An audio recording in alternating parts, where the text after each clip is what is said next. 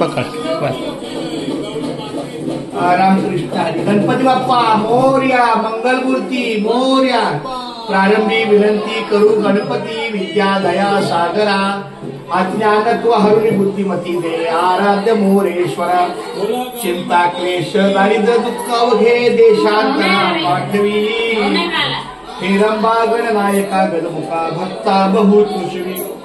मोर्या मोर्या मी बाळताने तुझीच सेवा करू काय जाणे.